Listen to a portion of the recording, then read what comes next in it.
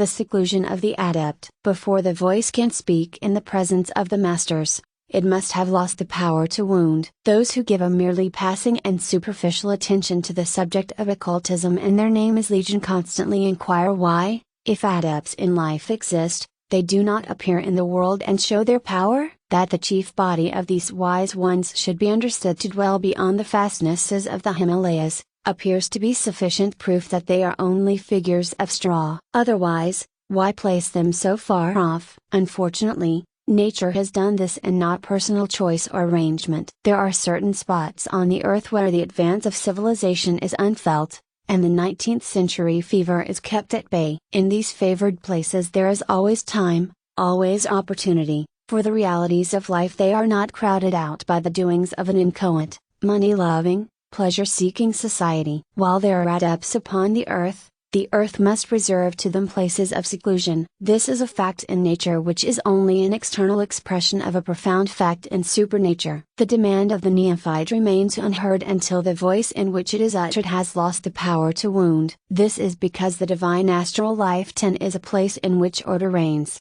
just as it does in natural life. There is, of course, always the center and the circumference as there is in nature. Close to the central heart of life, on any plane, there is knowledge. There 10 of course every occultist knows by reading Eliphaz Levi and other authors that the astral plane is a plane of unequalized forces, and that a state of confusion necessarily prevails. But this does not apply to the divine astral plane, which is a plane where wisdom, and therefore order, prevails.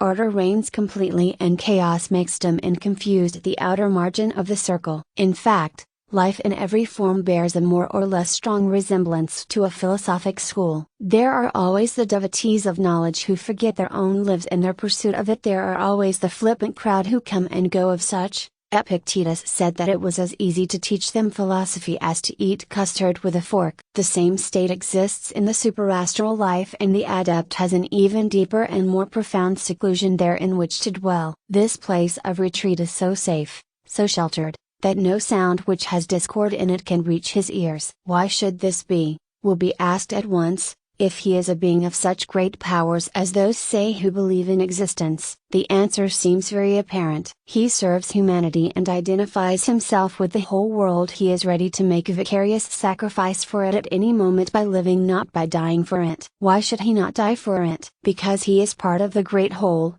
and one of the most valuable parts of it. Because he lives under laws of order which he does not desire to break. His life is not his own, but that of the forces which work behind him. He is the flower of humanity, the bloom which contains the divine seed. He is, in his own person, a treasure of the universal nature, which is guarded and made safe in order that the fruition shall be perfected. It is only at definite periods of the world's history that he is allowed to go among the herd of men as their redeemer. But for those who have the power to separate themselves from this herd he is always at hand. And for those who are strong enough to conquer the vices of the personal human nature, as set forth in these 4 rules, he is consciously at hand, easily recognized, ready to answer. But this conquering of self implies a destruction of qualities which most men regard as not only indestructible but desirable. The power to wound includes much that men value, not only in themselves, but in others. The instinct of self-defense and of self-preservation is part of it. The idea that one has any right or rights, either as citizen, or man, or individual. The pleasant consciousness of self-respect and of virtue. These are hard sayings to many, yet they are true. For these words that I am writing now, and those which I have written on this subject, are not in any sense my own. They are drawn from the traditions of the Lodge of the Great Brotherhood, which was once the secret splendor of Egypt. The rules written in its antechamber were the same as those now written in the antechamber of existing schools. Through all time the wise men have lived apart from the mass, and even when some temporary purpose or object induces one of them to come into the midst of human life, his seclusion and safety is preserved as completely as ever. It is part of his inheritance, part of his position. He has an actual title to it, and can no more put it aside than the Duke of Westminster can say he does not choose to be the Duke of Westminster. In the various great cities of the world an adept lives for a while from time to time, or perhaps only passes through, but all are occasionally aided by the actual power and presence of one of these men. Here in London, As in Paris and St. Petersburg, there are men high in development, but they are only known as mystics by those who have the power to recognize the power given by the conquering of self. Otherwise, how could they exist, even for an hour, in such a mental and psychic atmosphere as is created by the confusion and disorder of a city? Unless protected and made safe, their own growth would be interfered with, their work injured. And the neophyte may meet an adept in the flesh, may live in the same house with him, and yet be unable to recognize him, and unable to make his own voice heard by him. For no nearness in space, no closeness of relations, no daily intimacy, can do away with the inexorable laws which give the adept to seclusion. No voice penetrates to his inner hearing till it has become a divine voice, a voice which gives no utterance to the cries of self. Any lesser appeal would be as useless, as much a waste of energy and power, as for mere children who are learning their alphabet to be taught it by a professor of philology. Until a man has become, in heart and spirit, a disciple, he has no existence for those who are teachers of disciples. And he becomes this by one method only, the surrender of his personal humanity. For the voice to have lost the power to wound, a man must have reached that point where he sees himself only as one of the vast multitude that live, one of the sands washed hither and thither by the sea of vibratory existence. It is said that every grain of sand in the ocean bed does, in its turn, get washed up onto the shore and lie for a moment in the sunshine. So with human beings, they are driven hither and thither by a great force, and each, in his turn, finds the sun rays on him. When a man is able to regard his own life as part of a whole like this, he will no longer struggle in order to obtain anything for himself. This is the surrender of personal rights. The ordinary man expects, not to take equal fortunes with the rest of the world, but in some points, about which he cares, to fare better than the others. The disciple does not expect this. Therefore, though he be, like Epictetus, a chained slave, he has no word to say about it. He knows that the wheel of life turns ceaselessly. Burne-Jones has shown it in his marvelous picture The Wheel Turns, and on it are bound the rich and the poor, the great and the small. Each has its moment of good fortune when the wheel brings him uppermost. The king rises and falls, the poet is F8 tilde superscriptated and forgotten, the slave is happy and afterwards discarded. Each in his turn is crushed as the wheel turns on. The disciple knows that this is so, and though it is his duty to make the utmost of the life that is his, he neither complains of it nor is elated by it, nor does he complain against the better fortune of others. All alike, as he well knows, are but learning a lesson, and he smiles at the socialist and the reformer who endeavor by sheer force to rearrange circumstances which arise out of the forces of human nature itself. This is but kicking against the pricks, a waste of life and energy. In realizing this, a man surrenders his imagined individual rights, of whatever sort. That takes away one keen sting which is common to all ordinary men. When the disciple has fully recognized that the very thought of individual rights is only the outcome of the venomous quality in himself, that it is the hiss of the snake of self which poisons with its sting his own life and the lives of those about him, then he is ready to take part 1.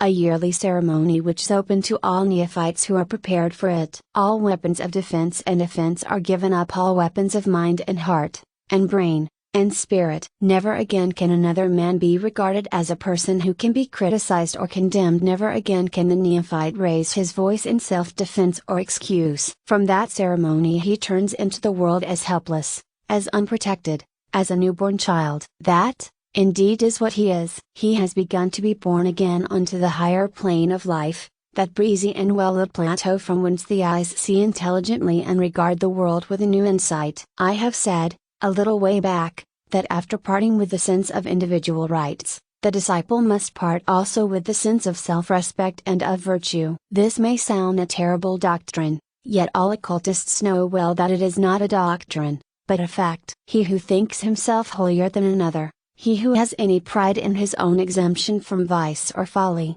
he who believes himself wise, or in any way superior to his fellow men, is incapable of discipleship. A man must become as a little child before he can enter into the kingdom of heaven. Virtue and wisdom are sublime things, but if they create pride and a consciousness of separateness from the rest of humanity in the mind of a man, then they are only the snakes of self reappearing in a finer form. At any moment he may put on his grosser shape and sting as fiercely as when he inspired the actions of a murderer who kills for gain or hatred, or a politician who sacrifices the mass for his own or his party's interests. In fact, to have lost the power to wound, implies that the snake is not only scotched, but killed. When it is merely stupefied or lulled to sleep, it awakes again, and the disciple uses his knowledge and his power for his own ends, and is a pupil of the many masters of the black art, for the road to destruction is very broad and easy, and the way can be found blindfold. That it is the way to destruction is evident,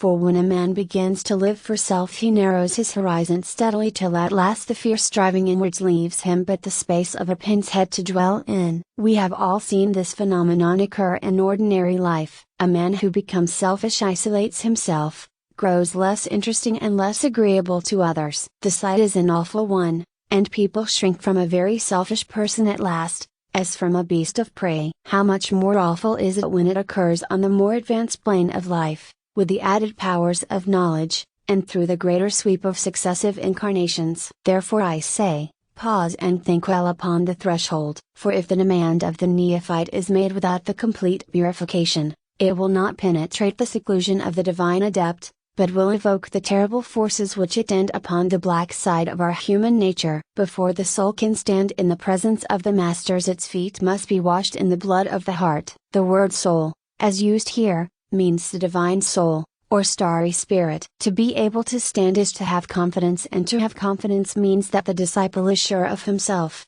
that he has surrendered his emotions, his very self, even his humanity, that he is incapable of fear and unconscious of pain, that his whole consciousness is centered in the divine life, which is expressed symbolically by the term the masters, that he has neither eyes, nor ears, nor speech, nor power, save in and for the divine ray on which his highest sense has touched. Then is he fearless, free from suffering, free from anxiety or dismay. His soul stands without shrinking or desire of postponement, in the full blaze of the divine light which penetrates through and through his being. Then he has come into his inheritance and can claim his kinship with the teachers of men. He is upright, he has raised his head, he breathes the same air that they do. But before it is in any way possible for him to do this, the feet of the soul must be washed in the blood of the heart. The sacrifice, or surrender of the heart of man, and its emotions, is the first of the rules. It involves the attaining of an equilibrium which cannot be shaken by personal emotion. This is done by the Stoic philosopher. He,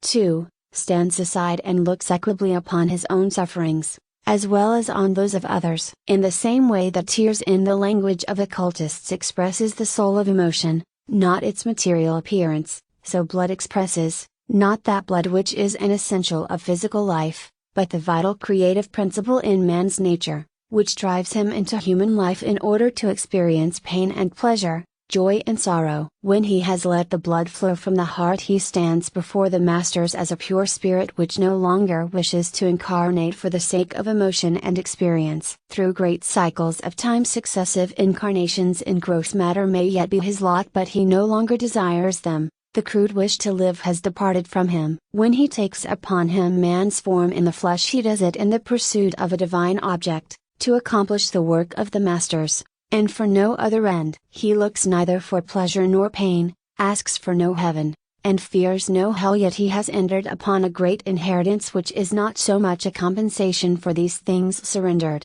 as a state which simply blots out the memory of them. He lives now not in the world, but with it his horizon has extended itself to the width of the whole universe,